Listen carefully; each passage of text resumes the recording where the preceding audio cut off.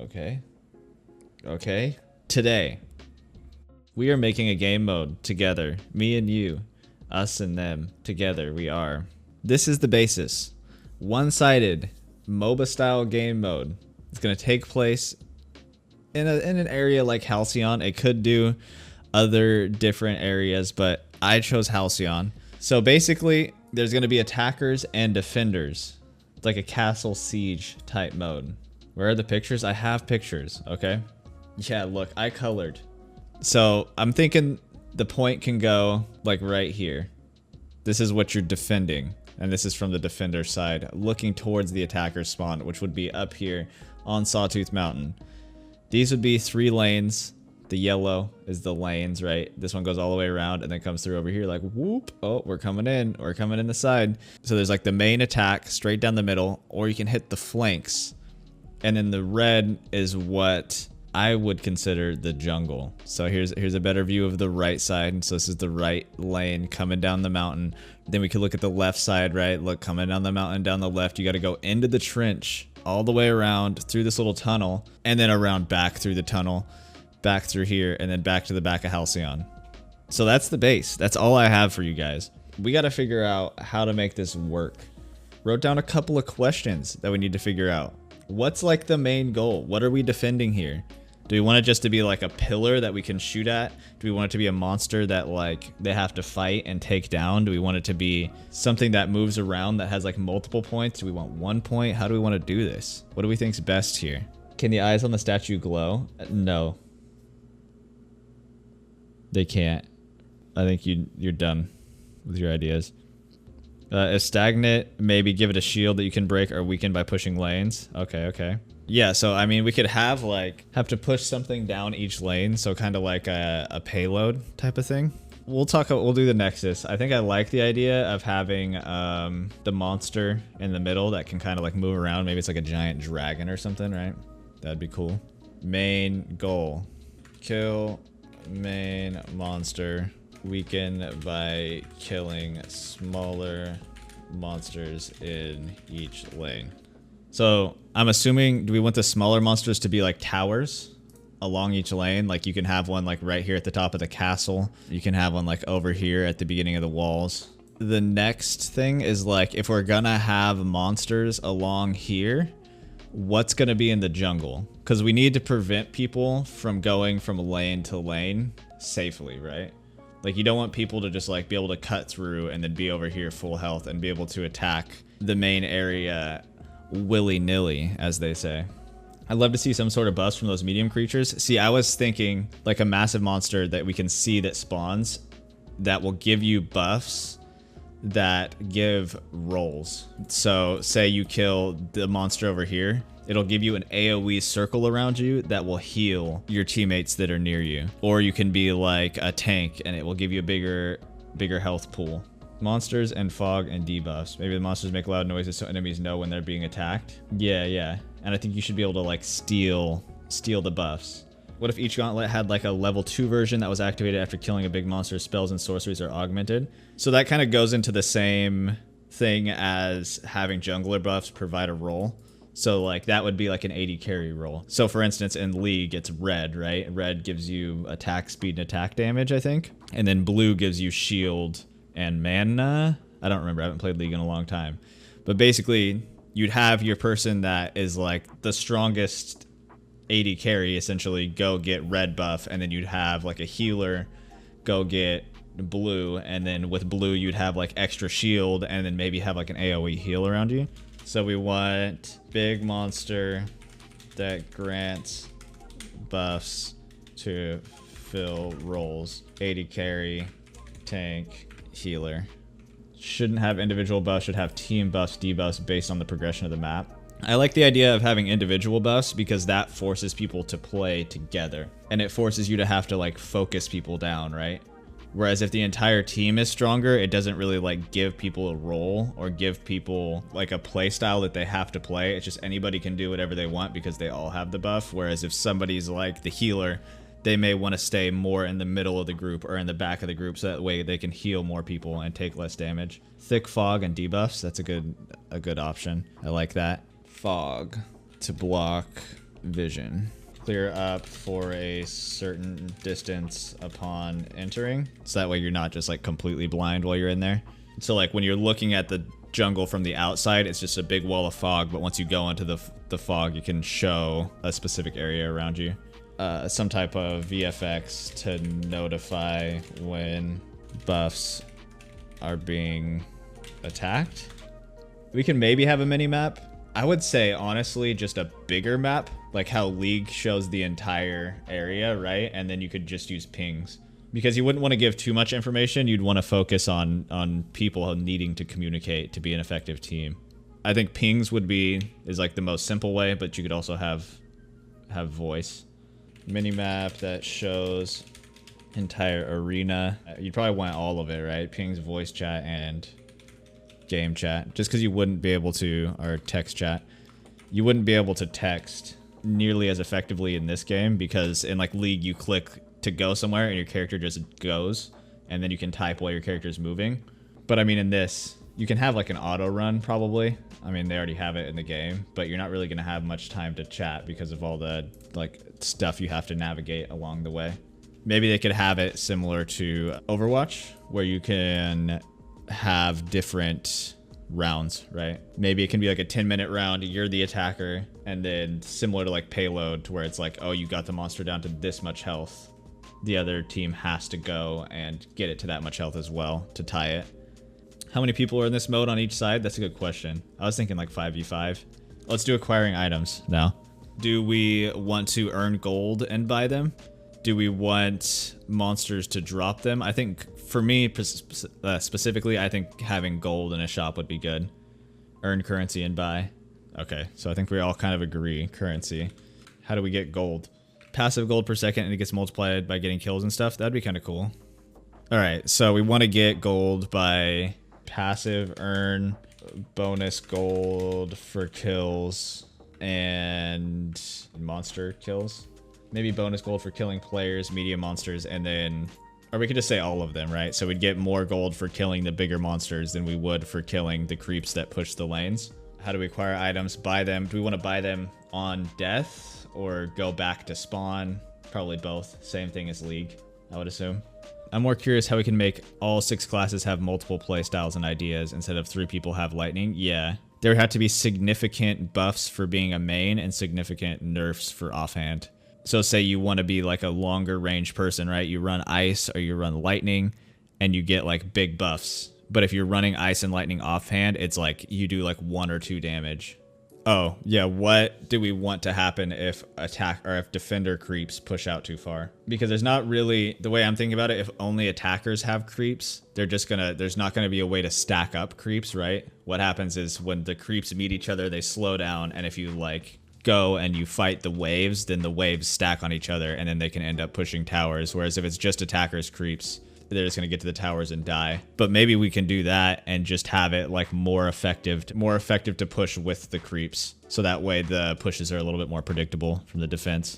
Defender creeps are only stationed only to defend the base. Yeah, so that way, so we'd have a tower and then like a couple of smaller creeps there. How do checkpoints work? Big defense monster to act as tower with smaller creeps surrounding it. So will creeps push lanes? Yes, but only offensive creeps. My worry with that is that they offer no gold, because what's going to happen if there's only offensive creeps, the defense is going to be able to farm creeps way faster than the offense is, and they're going to snowball. What happens when a shitload of small creeps build up? Well, they'll push and then they'll get wiped by the tower. So there'll basically be no creep buildup. There will just be waves that come that you'll want to push with if you're attacking. So there will be monsters in the jungle, right? That both sides can fight for buffs. There will be a monster probably, I mean, the map would be fleshed out to be different, right? But the obvious place would be like right there would be a tower. And then maybe like right here under this gate or this tower would be a monster spawn. And then over here on the bridge would be a monster spawn. Yeah, how do we prevent people teleporting or flying over the jungle? TP is vision based. Fog would slow it down, and you fly slow in fog. Okay. So we already know what happens upon death. You just go back and buy. We already established that. What happens when you get a kill? You get gold. What if each kill dropped an ultimate orb? After you collected enough, you get to use your ultimate. What if there was specialty items? You get gold, plus you get an ultimate orb, and the ultimate goes towards a different genre of items, I guess. So that way there's like fireballs come out 3 times the size, or something like that. Like you can throw 4 boulders.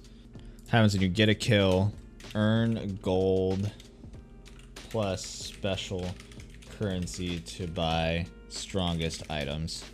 Yeah, we haven't decided on if we wanted it round-based or not. I like the idea of round-based attacker, defender, and then there's a certain like distance on each lane that you have to beat, right? Like say you have to beat their distance in 2 out of the 3 lanes. So if round 1, or say the middle lane, the attacker is pushed all the way to the base, but they only push to here, then you would have to beat 2 of those 3 distances, right? So you'd have to get this all the way and then go a little bit further in this lane or a little bit further in this lane. Be percentage based overall, and you have to beat the percentage. So this one would be like 100, this one would be like 25, this one would be 25, and then you had to beat 150%. Round based, attackers push lanes a certain percent, switch sides, and you have to beat the previous percent. If attackers push one lane fully, that is plus 100. If main monster is killed, the round ends. What are we missing? Mode name, Dragon Ball Tower Defense Balloons. Let's do that. How classes will work? Yeah, so for roles, I think we can all fill. I like the idea of having the main hand buffed. So like say lightning would be much stronger at a distance, frost would be much stronger at a distance, but then they'd be much weaker close range, right?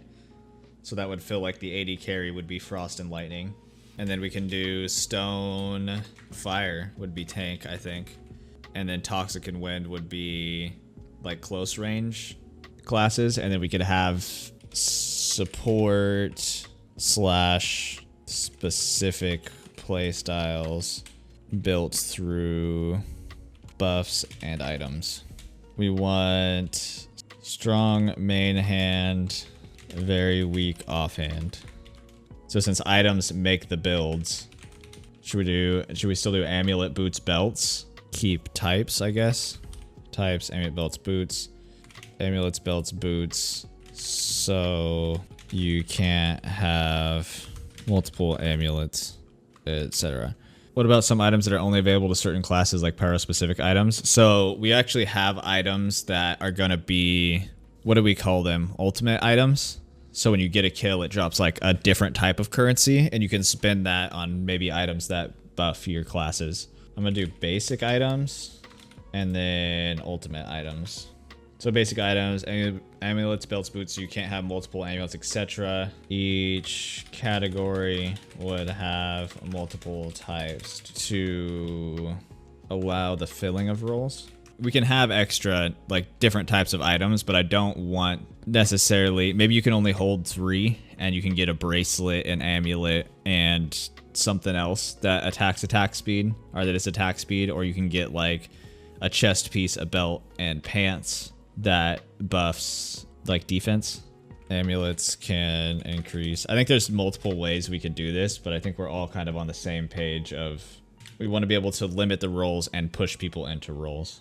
Each category would have multiple types to allow filling roles, or each type would fill a role, but you can only carry a certain amount of items, i.e. amulets, bracelets increase attack potential. Belts and chests increase defense, and then boots, pants increase movement. variety of each item to form specific trees. Say like attack damage versus attack speed. All right, ultimate items. Say buffs specific class can use skills already in the game. So like Vanishing Mists, Firefly can also directly buff Gauntlet in a way. That would allow us to do more tree type stuff, right? So say you want to be a high movement character, you can buy Vanishing Mists and you can buy the triple cloud thing, and that would allow you to move through your clouds quicker. Whereas if you want to just be like pure damage, you can directly buff your Gauntlet. I'm going to say we can also pay to increase effectiveness. So like rarity. How do we want to do runes? Should those be basic items? I kind of like the idea of like someone being able to be like, okay, we need to really push this lane and I need to backdoor, so I'm going to drop my dash for a flight. What do you guys think of buying the limited uses, right? You can hold 2 runes, and then you can buy like 10 dashes, or you can buy 3 flights. Consumable would be inconvenient though. I mean, that's kind of the point though, because you don't want people being able to fly like everywhere all the time. Because it's not that big of a map. If you look at it, like if we're going based off this, it's like 1 flight's gonna get you halfway down the lane. It is if you're in a fight. Yeah, but that makes you have to it's like sorceries. You have to manage, and runes now, right? You have to manage your cooldowns. Runes are like the trickiest part of this, because they really change like how you fight. I think like Chrono wouldn't be great. Wolf's Blood could show you where everybody is on the entire map. That would be pretty good.